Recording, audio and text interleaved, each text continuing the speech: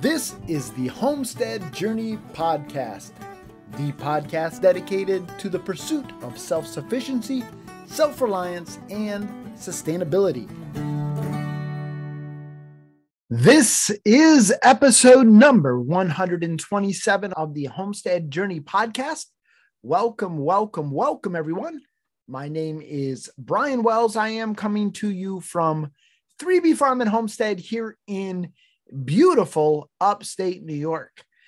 Folks, things are really ramping up here on the homestead, and so I'm so excited to share with you what we've been doing here on 3B Farm and Homestead this week. Also very excited to cover a topic that I think I've maybe touched on before, but just like last week's topic, it's one of those topics that I have to bring up from time to time, if for no other reason than to remind myself. So you can listen along as I have a conversation with myself on this episode about doing what I can. Before we do that, though, let's jump on over to this week's homestead happenings, and I'll bring you up to speed with what we've been doing here on 3B Farm and Homestead.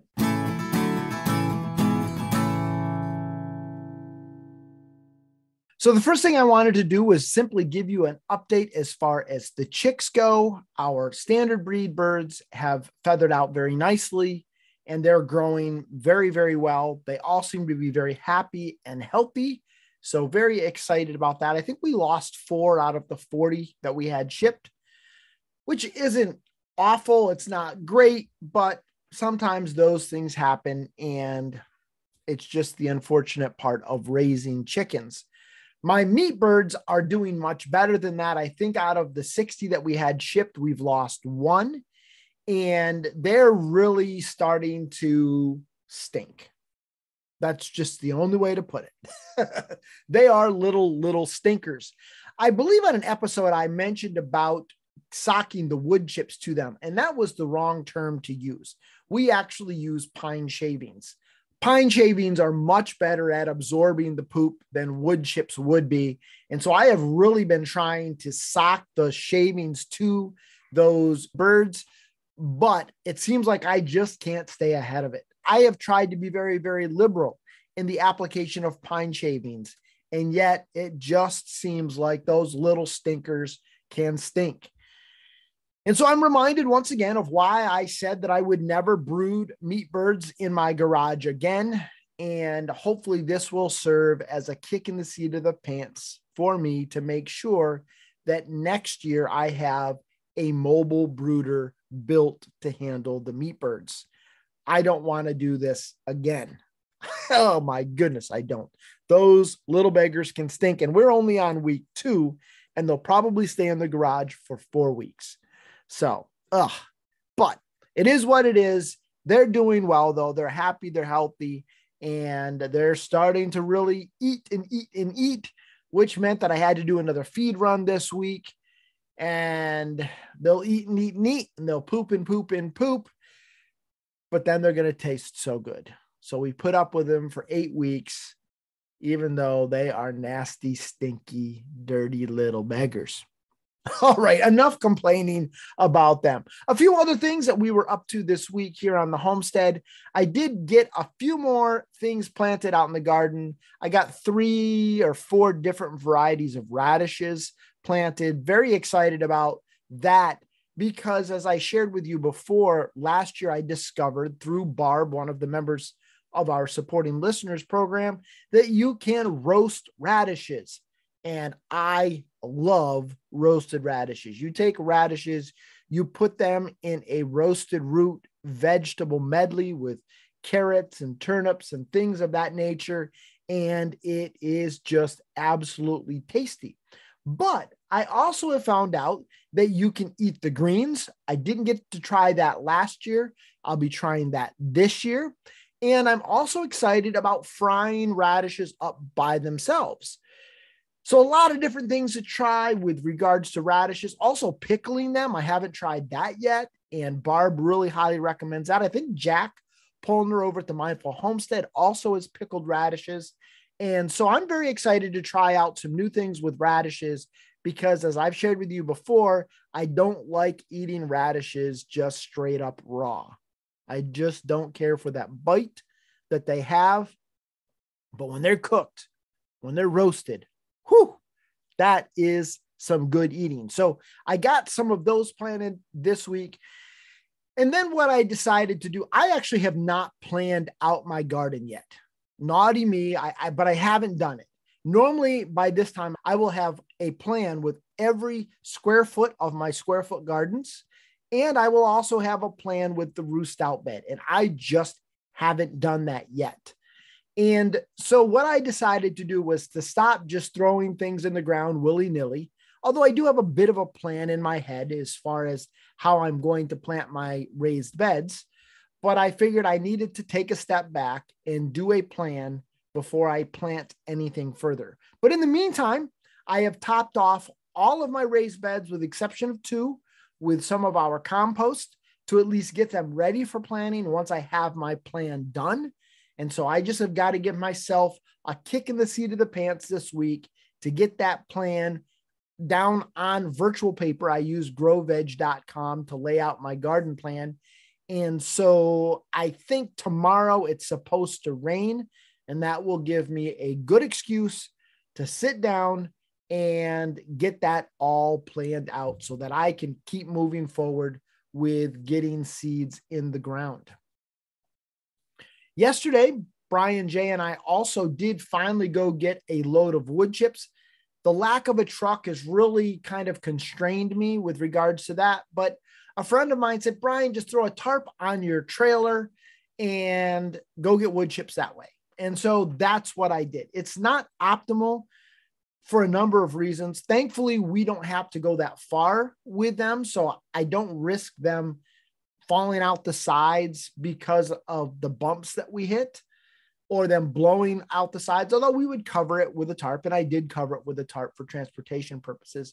But when you go to shovel them out, then you do have some spillage over the side, and I don't know, it's just not as convenient as it was when I had that conveyor belt type unloader thingamajiggy that I got at Harbor Freight in the back of my truck, where I could just pull up with a tractor, crank some of that out in there and dump it.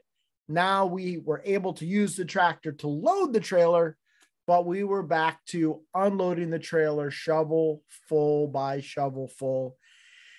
And I'm not as young as I used to be. I just am not. But we did get a load of wood chips up to the pigs. And so I'm very, very happy with that. Need to do another couple of loads of wood chips. Maybe this coming week we'll get that done.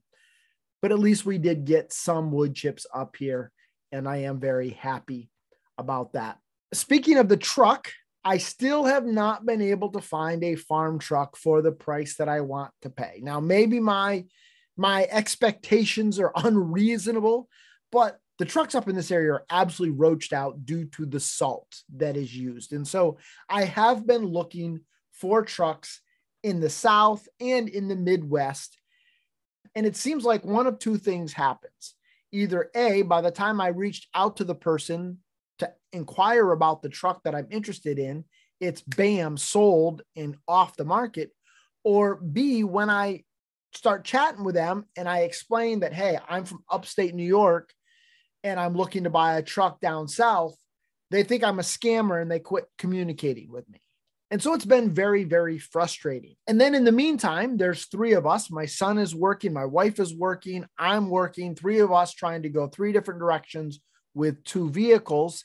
And so this week I finally got the motorcycle that's been sitting in the garage for almost 4 years. I think 2018 was the last time I rode it because I lost the only key I had to it the spring of 2019. And so I loaded the motorcycle up this week. I took it, had the key made, and then Friday night was very, very windy and cold. I had planned on spending time up in the garden working, and I just decided, you know what? It's too miserable. I am going to go ahead and spend some time working on that motorcycle. And so I put a fresh battery in it. I got it to fire. I do need to change the oil, replace some turn signals on it, and then it should be ready to roll on down the road. And that hopefully should be kind of a stopgap until we can find a farm truck. If you have any leads on a farm truck that's decent and not like crazy expensive, because I don't want to spend $70,000 for a truck, definitely let me know. I would be happy to work with you. I'm trying to keep it down in kind of the Tennessee area, but if we need to go a little farther away from there than that, we can. I don't know. If you've got ideas, let me know, because I'm struggling here, folks. I'm struggling. But that's what we've been up to here on the homestead. I'm hoping this coming week that I will have my garden plan done. I will get some more seeds in the dirt, and we will continue moving forward with Garden 2022 here on 3B Farm and Homestead. Now, before we jump on over to this week's Charting the Course, there are a couple of other things that I did want to kind of talk about. First of all, this coming Saturday, which will be May 7th at 9 o'clock Central or 10 o'clock Eastern, I will actually be doing a live interview with Brian from the Lots Project YouTube channel. I will put a link to Brian's YouTube channel in the show notes, and then I will also include links out on our social media accounts. So if you don't follow us there, make sure you do so. I also wanted to share with you just a little bit about what's been going on over on the Supporting Listeners Discord server. My brother-in-law, Al, and my sister-in-law, Rachel, are actually members of the program, and they are currently working on a garden. They're working on a raised garden. And in fact, they had been kind of going back and forth between a bucket system and using grow bags.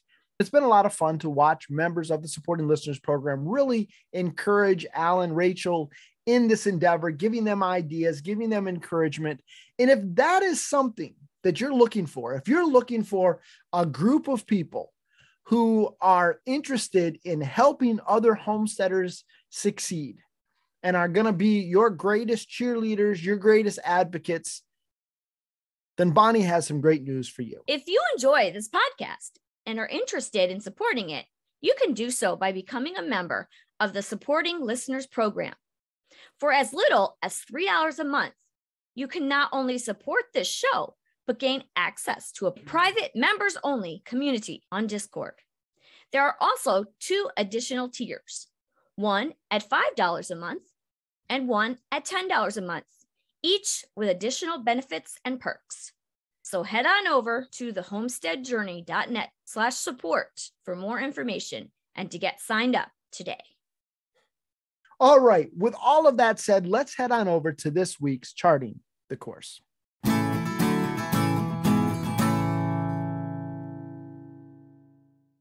I'm going to let you in on a little bit of a secret. And that is that this spring, I have been struggling to find motivation to homestead. And along with that, I have been struggling with feelings of inadequacy.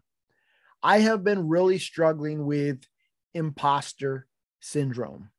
And there are a lot of content creators who have talked at length about that. So I know I'm not the only one. And folks, this is not a woe is me episode. Please don't take it like that. But I know that all of us at times struggle with finding motivation. All of us at times struggle with feelings of inadequacy. All of us at times struggle with this idea that we're not doing enough, that what we're doing isn't right. And folks, this spring, it seems like nothing has gone right for me. We've lost piglets. We've lost pig. I've struggled to get transplants going. The truck blew up. I mean, it just seems like this spring, I don't want to say what could go wrong has gone wrong, because it's not been all bad.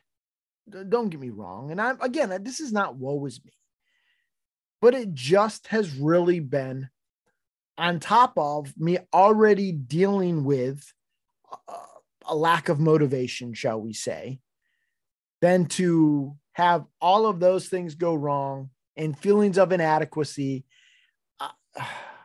I just have been struggling at times to put one foot in front of the other.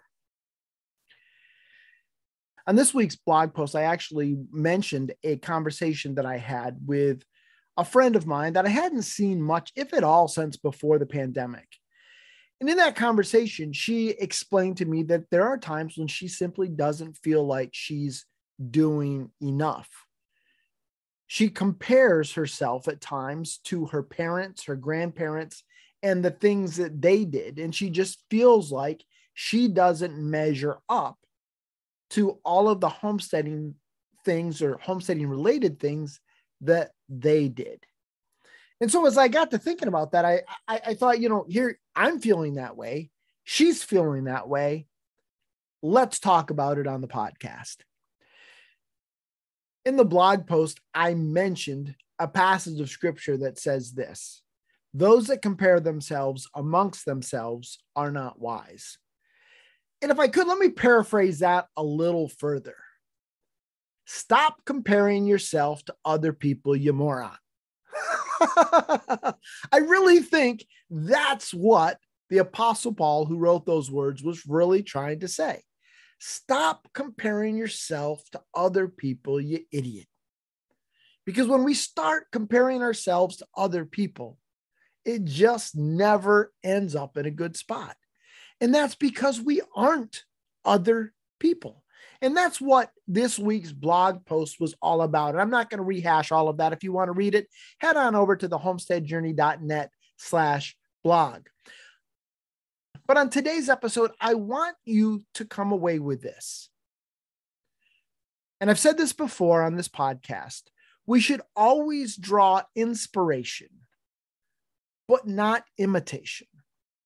In other words, as we look at what other people are doing, we should allow it to inspire us, but we should not try to imitate what other people are doing, whether that's other homesteaders or well-known homesteaders, maybe YouTubers or podcasters. Maybe it is people like your grandparents or your parents. Maybe it's friends that you have. It's okay to have them inspire us, but we should not be trying to imitate them. Instead, we simply need to do what we can. You see, we all have different constraints. That's why it's so foolish of us to compare ourselves to other people, because their constraints aren't necessarily our constraints. And I was thinking about some of the constraints that we should be aware of that are going to inform what we can do on our homestead. Now, there are some that are just very, very obvious. The biggest one is probably money. It's very easy for us to look at somebody else and say, well, they're doing all of this stuff. I need to do all of that stuff. Well, if you can't afford to do all of that stuff, then you shouldn't be doing all of that stuff. Quite frankly, and this is just me being honest, when I look at some YouTubers, I am left scratching my head how they can afford to do what it is that they do. If I tried to imitate them, I would bankrupt myself. That's just a fact. And I'm not jealous of them, folks. I am not jealous of them at all. I always am very, very happy to see people succeed in their dreams. I am the biggest champion of people when they are making their dreams happen. But I also am a realist. And so when I look at what other people are doing, sometimes I'm left scratching my head. How in the world are they bankrolling this? But at the end of the day, that's not my business. That's their business. But I understand that the constraints that I have from a financial perspective are very, very real. And so I can't keep up with the Joneses. I can't keep up with the Rhodeses. I can't keep up with this one or that one because my income doesn't necessarily match their income, and that's okay. But that is a very, very real constraint. The second real constraint is space. The amount of land that you have to work with is going to be a constraint. And we can get very, very frustrated by that and say, well, I wish I could rotate my chickens on pasture. But if you don't have pasture, you can't rotate chickens, and it's all good. You're constrained by space. It is what it is. Maybe someday you'll have 25 acres or 50 acres or whatever. But if you don't have that now, don't allow that constraint to make you feel inadequate. It's all good. Do the best you can with what you've got. And I've got to remind myself of that. There are times when I feel like I'm not doing enough. I should be doing all of this stuff, but I've got 2.16 acres. And I do a lot of stuff on 2.16 acres. Probably some might say I do too much. And I'm not saying that boastfully. I'm saying that there are some people who would look at it and say, you've got too many animals. You've got too many pigs. You've got too many chickens. You've got whatever. None of their business. But it's just a reality, folks. We're constrained by space. And so we simply just need to do the best we can with what we have. The third thing that comes to mind is time. Now, yes, we all have 24 hours in a day, 7 days in a week, so on and so forth. But we also have other obligations. Some of you maybe work 40 or 60 hours a week and you have a 1 hour one-way commute. And so you only have maybe an hour an evening, or maybe you only have the weekends to work on homesteading stuff. So do the best you can with the time that you have available. We're constrained by time, the time that we have available to do this. We're also constrained by our personality. And that's one of the things that my friend was telling me this week. She and her husband would love to raise their own meat. They have over 100 acres, and they look at that and they say, look at all of that space that we have that we could do something with. But they also recognize that they don't have it in them to kill animals that they've raised. They just don't have the personality to do that. And there is absolutely nothing wrong with that, folks. To be that self-aware and to understand, if I went and got meat chickens, I would be operating the old people's home for meat chickens. If I went and got goats, I would be operating the retirement home for goats. If I went and got a steer to raise for meat, it would live until it died and I would bury it in the back 40 because I could never eat it. So to be that self-aware keeps you from throwing good money after bad, because folks, feed ain't cheap. And so investing all of that time, effort, and energy into something that isn't going to pay off and isn't going to put food on your table, and that's what its intended purpose was, it doesn't make any sense. And so what they have chosen to do is to support other homesteaders, local farmers, and so forth, because they understand that their personality is not such where they can raise animals for food. Now, they can do other things, and they are. But they recognize that their personality is such that they can't do it. And you may find yourself that way. And there is nothing wrong with that. Don't let anybody tell you otherwise. Don't let anybody tell you otherwise. You are who you are. And it's all good. Be who you are. And so if that means that you can't raise chickens for meat, then do something else. Maybe raise bees. And then you can barter honey for somebody who can raise chicken for meat. It's all good. But we are constrained by our personalities, and we shouldn't try to be somebody else because we're not somebody else. So we need to do what we can within the framework of who we are. But one of the other things that I think really gets lost in all of this is stage of life. If you are a young mother or a young father with young children, keep that in mind and give yourself some grace. I remember when Brian J. was young, when he was very, very young. And there were some people in my family who at that point hadn't had kids. They didn't understand that when you had a 2-year-old, If you take your 2-year-old somewhere, it is a process. You have to have very good planning. That process probably rotates or revolves around a nap schedule, unless you want to be up all night and then go to work tired because your kid wouldn't sleep. So stage of life is very, very important. And we need to have realistic expectations that maybe when we've got young kids, we might not be able to do all of the things that somebody who has teenagers is able to do. We need to give ourselves grace and do what we can and not worry about what we can't do. Maybe you're getting up in years. I'm 45. I know that's not that old, but I also recognize that I can't do the things that I used to be able to do 10 years ago. I just don't have it in me anymore. And I know that as I get older is only going to get worse or better or whatever however you want to look at it. Yesterday, I came in, I sat down after, it really wasn't that big of a day, to be frank with you. But I sat down on the couch, and the next thing I knew, I was waking up. I fell plumb asleep. I never used to do that. I could fall plumb asleep right now. I'm struggling to keep my eyes open. I'm not even sure if I'm making any sense. What is it? It's stage of life. It is what it is.